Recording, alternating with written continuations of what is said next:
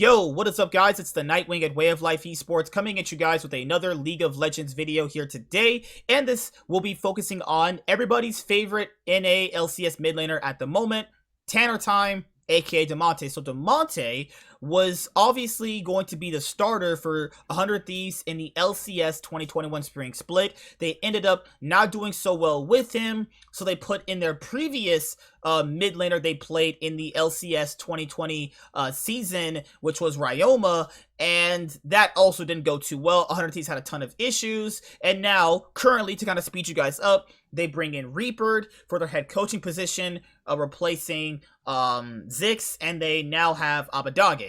But then you look at two different things. What are they going to do with Ryoma, and what are they going to do with Damonte? Because if they have an academy team, they can only run the other guy, and they're not going to run the other guy on 100 Thieves next because that's just a team full of new players. So Damonte actually tweeted around just roughly 8 days ago, gonna write something up within the next week or two about my future. When one door closes, another one opens. So that pretty much means they're gonna release a video about Damonte very soon about, thank you, Damonte, and all these other things. I mean, if that it's not writing on the wall, I don't know what the fuck is at that point, So what do you guys think about Damonte's future as a, NA LCS mid laner, actually? You think he can get new teams? Next? You don't like Damonte? What happened? No, okay. Oh my god. That we're gonna get like 50 dislikes because of that. Holy shit. Let's see. Let's look at where he can go, right? So like I'm looking at the rosters. Is he better than Jizuke? Not really. Jizuke has better moments and they still got playoffs. Is he better than Insanity? Probably. Arguably. Palafox? Yeah, okay. Yeah. Pole Belter? Pretty even? Yeah, I would say he's better than Pole. And like Soligo, yeah, so it would be so like that's his options. It's basically one of the or bottom. Blaze Olive. He's way better than a It's Blaze basically Olive. any team from 5 through 6. Like Golden Guardians or like from because none of the top excluding Evil Geniuses, it's either Dig, Immortals, Fly, CLG, or GG. I don't see him going to these bigger teams because I still think Dig's year was a fluke. I don't see them repeating summer, honestly. Oh god. I do. That's just my opinion, and I can be a prophet about that. I don't see them doing that. Like especially with CLG with Broxa back now, I don't see them doing that. So my thing is, I actually agree with you on several different things. Like he can't go to like a Cloud9, TSM, or Team Liquid, or even 100 Thieves. So outside of those big four orgs, or EG, because they have Jizuke. Like pretty much his destiny relies around Golden Guardians, which he literally just left previous to join 100 Thieves. Dignitas, he literally left them to be a part of Golden Guardians as a starter. And then you have what? CLG. Are they really gonna get rid of Cobelter? Is Immortals really gonna get rid of Insanity? That's my thing. Is like, does he just become a streamer after this? Because like, I don't want people like thinking like, oh, he's a bad mid laner. No, I think he's a good mid laner for LCS, and he's definitely LCS caliber. He's definitely better than people like Golden. He's not international caliber. And that's my thing is like, what happened this year on 100 Thieves to make him look this bad? Like what happened? Because that's what I've told people before. It's like he did well on Golden Guardians. No doubt about it's proven, right? He did well on Golden Guardians. They almost beat not TSM out of winning a trophy last year, right? But the issue here is what a lot of people don't like to bring up is like when you're winning, people like to kind of neglect you doing certain things that make them angry. So like maybe when he was doing bad things that the 100 Thieves players didn't like that he was previously playing with, maybe they didn't notice these things last year when they were winning. I don't know how to explain it. It's like when things are going good, they're going good, and when things are going bad, they're going bad. So you tend to kind of neglect certain things when you're winning, and then when you're losing, these issues come up though. Because the people said they preferred playing with Ryoma over Damonte, which is like, what the fuck? Like that was a coaching thing. I really honestly think it's coaching because let's guess what did I predicted? What did I say? Fucking get rid of profits, Zix. am I right? I said get rid of Zix. Okay, now you're just flexing. Okay, now ever since CLG hasn't made Worlds since 2016, has he really and he didn't do anything for TSM. Hasn't really done anything for 100 Thieves since they got him. Get rid of him. Like just stop, get rid of the Bieber haircut. Get it. Go to Way of Life Esports and start Creating doing content for me. articles there or something Thank you, get a real Warren. You're coach. so nice, Warren. Oh my god, I love you so much. You're welcome. Oh my god, Root. I know you're a big Damonte fan. Like, so what were your expectations for him coming into this year? Actually, did he drop from the call? I think he dropped from the call.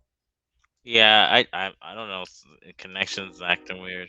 And then now there's a train. But yeah, so like, dude, what did you think about Damonte coming to this year? Like, I thought he I was gonna think do pretty well, honestly. I think the problem is that Hansa was a big proponent of that Golden Guardians team because they all just kind of think of them as they were a lower tier Griffin, right? Like they Okay. all had to play with each other. They all knew what each other's weaknesses. The coaches knew what the plan was. And then you throw in Someday, it kind of takes it off. Then it's like, well, oh, T-Root's back, by the way. Then they never adapted with the drafting, and you have to adapt with drafting and as the meta changes. Mhm. Did you hear that T-Root's back? Yeah. Oh, sorry. So it's not the Monte's fault. It's not. I don't know. He was put in a shitty situation, and then with the OCE rule coming in, it's like, well, Okay. Now there's other options you potentially have to take over, man. right. And also, I hate this logic people do, and I hate it so much. It's like, okay, well, so me and you are gonna be way worse than LeBron James at playing basketball. So comparing us to him is stupid, right? So that's what they did with him. They're like, oh, he's worse than Perks, so we have to get rid of him. Well, Well, yeah, I hope he's worse than Perks. yeah, and then like he couldn't beat Power of Evil or fucking what was it, Jensen, right? Well, yeah, because they're better than him. Then why didn't you get Damonte? Then see, that's my point here. Is like, why did they get him if they wanted a mid laner that was able to compete with Jensen, Power of Evil, and Perks? You know what I mean? Because they end up getting an EU mid laner anyway, though. well, That doesn't make sense to me. well, I Like, think I think once some days, I think which is kind of scummy. Once some days, citizenship he came has it in. now. He has it now, actually. Mm-hmm. Yeah, yeah. Once that came in, that's why they got rid of Damonte. Which this is going back to which I don't mean to get off the Damonte topic, but this is going back to how teams really want talent outside of and want to lift the import rule because they want to get better players to compete. Mm-hmm. Like, oh yeah, I forgot. I know Rue feels strong about the import rule. So, not to go on too much with tangent, but let's be honest here.